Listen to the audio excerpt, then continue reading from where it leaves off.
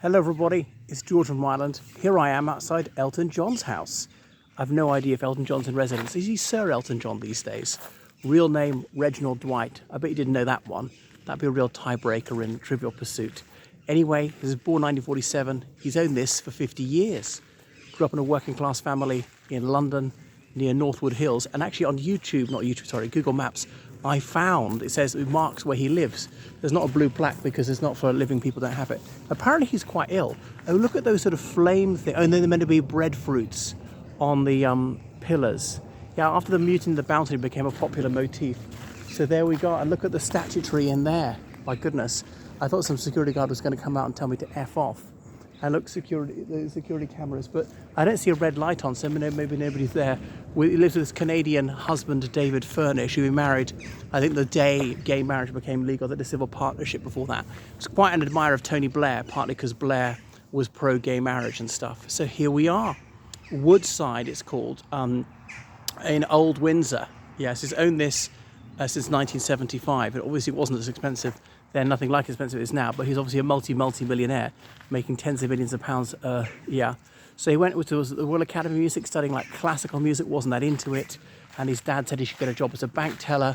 Must have said, Reginald, repeat after me, I, Reginald Dwight, will never ever make it in music. Well, Reginald Dwight didn't make it, but Elton John did. There's that famous satirical 1980s interview with Rowan Atkinson said, you don't think Elton John would be a bit confusing? They might want to call you John Elton.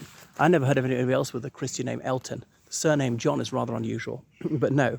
I mean, just imagine, ladies and gentlemen, put your hands together for Reginald Dwight. Somehow wouldn't work, but there we are. So that's his stage name. And yeah, so what else about him? And then he married in Australia a German woman. It was in the very early 80s, and then they went on honeymoon, and he had to tell her, I think in Saint-Tropez, by the way, I'm gay and I want a divorce. She was not happy. And I think his big hits, Don't Go Breaking My Heart with Kiki D. Imagine him singing that in a Cockney accent, her singing her Yorkshire accent. Well, she sung without trace, never heard of anything else she sang.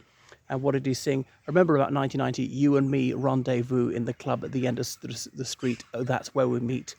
What else was there? That Candle in the Wind he wrote in the 70s. There's a song for Guy, Oh, life isn't everything, isn't everything. It's a very mournful dirge, poignant, very touching about sort of an 18-year-old roadie in his group who died. And what else did he do? Obviously, he sang Candles in the Wind. He reworked it for his friend Princess Diana, worked with her on AIDS charity stuff. Can't think what else he did. The One came out in 1991. There are loads of other things he did. I'm Still Standing, something like a little kid in the early 1980s. And they filmed outside that main hotel in Cannes, France. And then Can You Feel the Love Tonight for The Lion King. So many more hits by, isn't he Sir Elton John for charity? But yeah, apparently he went bald ages ago, but he had this wig permanently glued on. So don't worry, I'm not going to go over the fence. I'm surprised the security man hasn't come out and chased me away.